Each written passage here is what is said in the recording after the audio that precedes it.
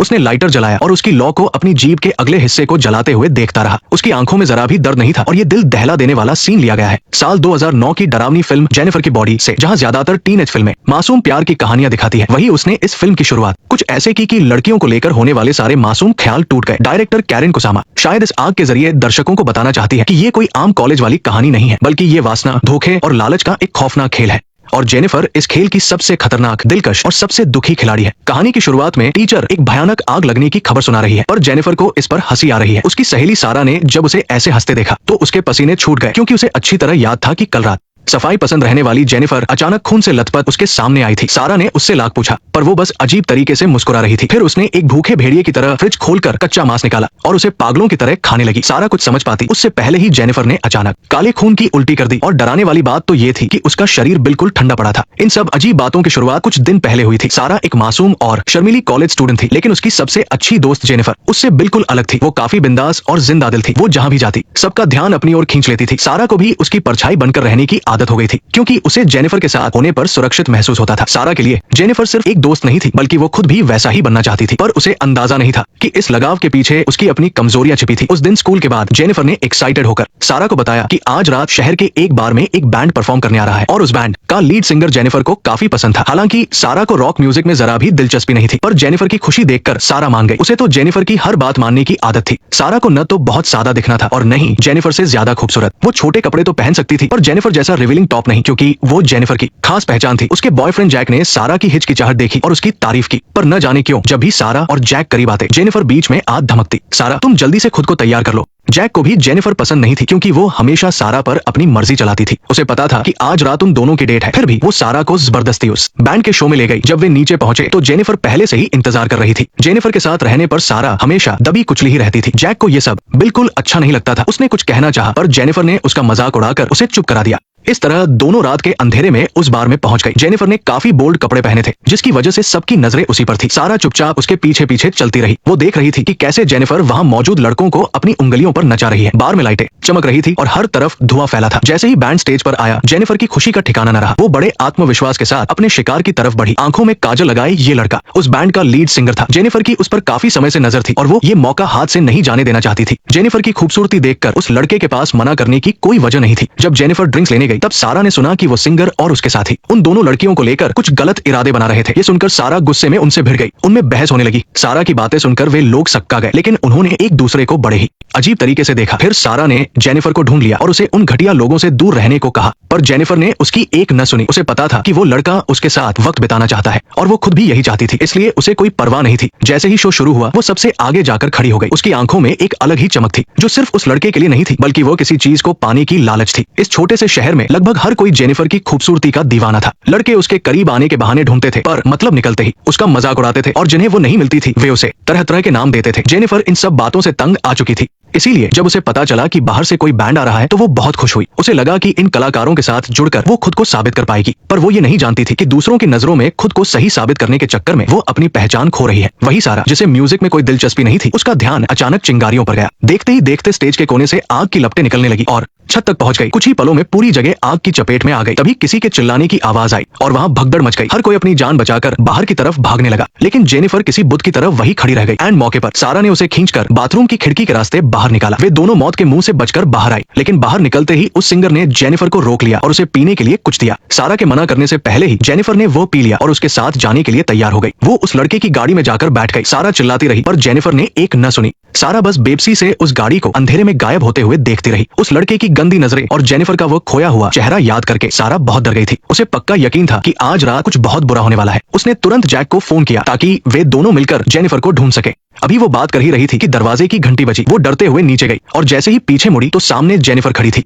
वो पूरी तरह खून में डूबी हुई थी, बाल बिखरे हुए थे और उसका मेकअप बिगड़ चुका था। उसके कपड़ों से टपकता खून फर्श पर निशान छोड़ रहा था। सारा की आवाज कांप रही थी। उसने पूछा कि आखिर हुआ क्या है, पर जेनिफर बस अजीब तरीके से मुस्कुरा दी और अचानक फ्रिज पर टूट पड़ी। वो किसी जंगली जानवर की तरह फ्रिज से कच्चा चिकन निकालकर बिना पैकेट खोले ही उसे चबाने लगी, लेकिन तभी अचानक उसका चेहरा सफेद पड़ गया और फिर उसने काले खून की उल्टी कर दी। सारा डर के मारे चिल्लाई और मदद के लिए फोन करने लगी, लेकिन जेनिफर ने उसे जोर से दीवार से सटा दिया। अब उसकी आंखों में वो खोयापन नहीं था, बल्कि वहां एक ठंडी और डरावनी भूख दिखाई दे रही थी।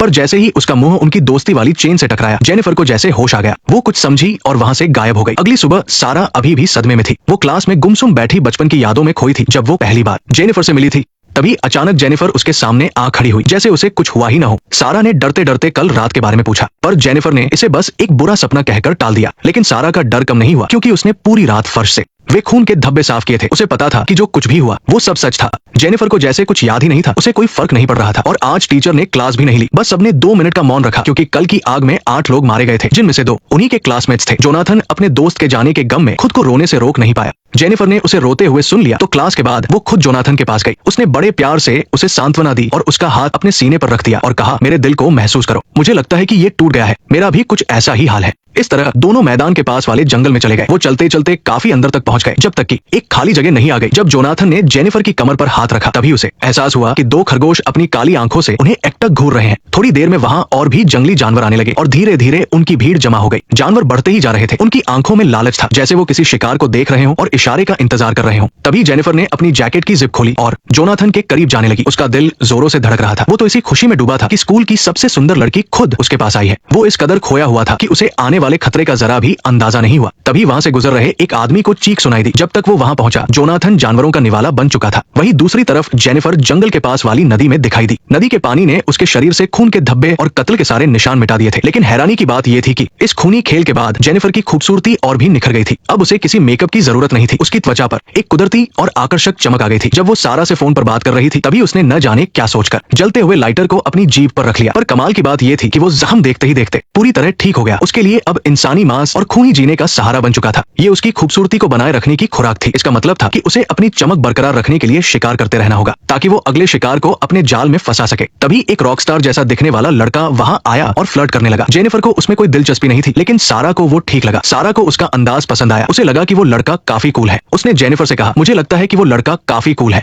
सारा की बात सुनकर जेनिफर ने तुरंत अपना इरादा बदल लिया और उस लड़के को डेट पर बुलाया। वो उसे एक शो दिखाने के बहाने अपने साथ ले गई। रात को क्रिस बड़ी खुशी खुशी उससे मिलने पहुंचा, लेकिन जब नेविगेशन ने बताया कि वो अपनी मंजिल के करीब है तो उसने देखा कि आसपास का इलाका काफी सुनसान और अनजान है। उसे थोड़ा शक तो हुआ, पर घर की लाइटें जलती देख वो बिना डरे सीधा दूसरी मंजिल पर चला गया। वहाँ फर्श पर चारों तरफ सफेद मोमबत्तियां जल रही थी। मासूम क्रिस को लगा कि जेनिफर ने ये सब उसके लिए कोई रोमांटिक सरप्राइज प्लान किया है। वो ये सब देखकर काफी खुश हो गया। थोड़ी बहुत औपचारिक बातों के बाद दोनों करीब आने लगे। जेनिफर के चेहरे पर एक अजीब सी मुस्कान थी और उसकी आंखों में मोमबत्ती की रोशनी चमक रही थी। उसकी आंखों में एक हल्की सी हरी चमक थी, पर क्रिस का ध्यान तो सिर्फ जेनिफर की मुस्कुराहट पर था। लेकिन कुछ ही देर बाद जेनिफर का सब्र जवाब दे गया। उसकी आंखों में दरिंदगी उतर आई और चेहरा खौफनाक हो गया। क्रिस बुरी तरह डर गया और पीछे हटने लगा। तभी मेज पर रखे एक चाकू से उसे चोट लग गई। जेनिफर ने कहा, मुझे तुम्हारे डर की जरूरत है। उधर दूसरी तरफ सारा अपने बॉयफ्रेंड के साथ थी। तभी उसने देखा कि छत से खून रिस रहा है। खून की बूंदें नीचे टपक रही थी। उसने अपना चेहरा पोंछा, पर वहां कुछ नहीं था। इससे भी डरावनी बात यह थी कि उसे मरा हुआ जोनाथन दिखाई दिया और जेनिफर किसी शैतान की तरह उसके कंधे पर बैठी थी। उसका चेहरा कागज जैसा सफेद पड़ गया था और होंठ बिल्कुल नीले थे। उसकी आंखों में एक भयानक खालीपन था। सारा ये सब देखकर सहम गई। उसे कुछ अनहोनी का एहसास हुआ। उसने अपने बॉयफ्रेंड को धक्का दिया और जेनिफर को ढूंढने के लिए गाड़ी लेकर निकल गई। लेकिन रास्ते में अचानक खून से लथपथ जेनिफर उसकी गाड़ी के सामने आ गई। सारा ने तेजी से गाड़ी मोड़ी, पर जेनिफर अचानक कहीं से उसके ऊपर आ गिरी। सारा चीखते हुए वहां से जान बचाकर भागी। उसे अपनी आंखों पर यकीन नहीं हो रहा था। घर पहुंचकर वो सोफे के कोने में दुबक गई। डर के मारे उसका बुरा हाल था। उसे बार बार जेनिफर की वो डरावनी आंखें और वो खौफनाक चेहरा याद आ रहा था। उसकी हर एक बात सारा के दिमाग में सुई की तरह चुभ रही थी। उसे समझ नहीं आ रहा था कि उसकी अपनी पक्की दोस्त ऐसी भयानक कैसे हो गई। जब वो थोड़ा संभली और सोने के लिए अपने कमरे में गई तो जैसे ही उसने कंबल हटाया, जेनिफर वही उसके बिस्तर पर बैठी थी। उसने कहा,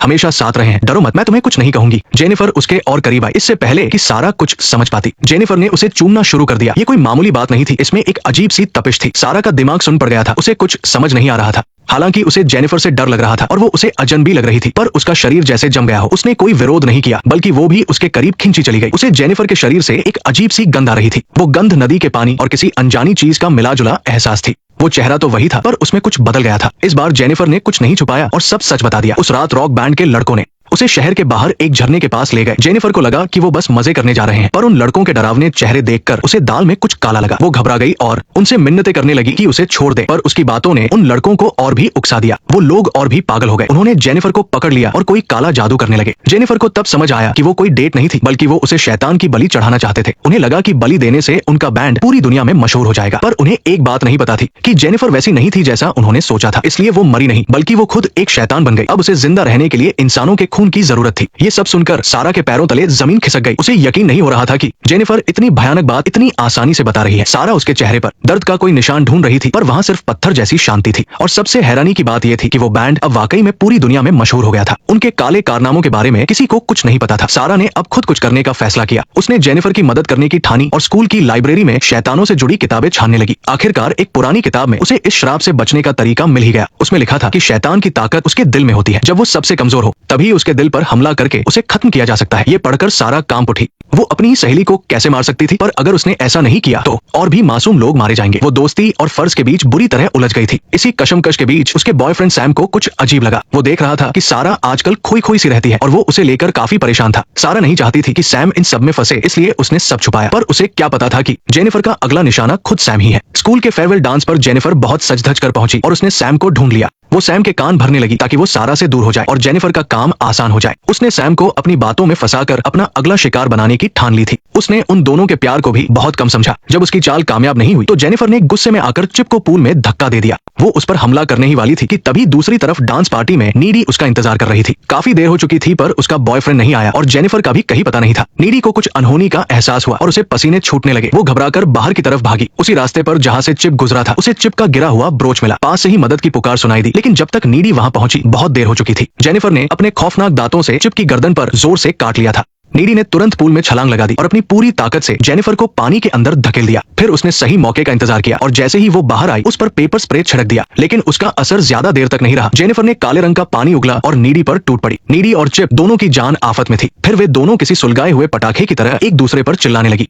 वे छोटे बच्चों की तरह लड़ रही थी। नीडी को बस एक बात समझ नहीं आ रही थी कि जेनिफर किसी को भी अपना शिकार बना सकती थी, तो उसने उसके बॉयफ्रेंड को ही क्यों चुना? क्या वो उसे उकसाना चाहती थी या फिर जेनिफर को उससे जलन हो रही थी? कभी जेनिफर बहुत खूबसूरत हुआ करती थी, पर अब उसे अपनी जवानी बचाने के लिए खून की जरूरत थी। सच है कि करीबी लोग ही जानते हैं कि चोट कहाँ करनी है। जेनिफर ने सोचा भी नहीं था कि उसकी सहेली ऐसी बातें कहेगी। उसने जेनिफर को बहुत ही कड़वी और चुभने वाली बातें कह दी थी। जेनिफर के चेहरे पर दर्द देखकर नीडी का गुस्सा एकदम से शांत हो गया। उसे तुरंत एहसास हुआ कि उसने बहुत ज्यादा बोल दिया है, लेकिन इससे पहले कि वो कुछ कहती, जेनिफर के चेहरे पर एक डरावनी और खूनी मुस्कान आ गई। एक शैतान के लिए ये मामूली जख्म बस कुछ ही देर का दर्द थे। इससे उसकी जान नहीं जाने वाली थी, इसलिए उसने और बहस नहीं की और उन दोनों को अकेला छोड़ दिया। लेकिन तब तक बहुत देर हो चुकी थी। बहुत ज्यादा खून बह जाने की वजह से चिप को बचाना नामुमकिन था। चिप की लाश देखकर नीडी की दुनिया ही उजड़ गई। उसे जेनिफर से सख्त नफरत हो गई थी। उसने नीडी के प्यार को उससे छीन लिया था। नीडी को अपनी कमजोरी पर भी बहुत गुस्सा आ रहा था। अगर उसने पहले हिम्मत दिखाई होती तो शायद चिप आज जिंदा होता। उसका दिल दुख और गुस्से से भर गया। फिर उसने पुरानी किताबों में बताए तरीके से बदला लेने की ठानी। उसने मौका पाकर खिड़की से अंदर छलांग लगाई और सीधे जेनिफर पर हमला कर दिया। उसने चाकू सीधे जेनिफर के दिल में उतार दिया। उस वक्त जेनिफर काफी कमजोर थी क्योंकि उसने बहुत समय से कुछ खाया नहीं था,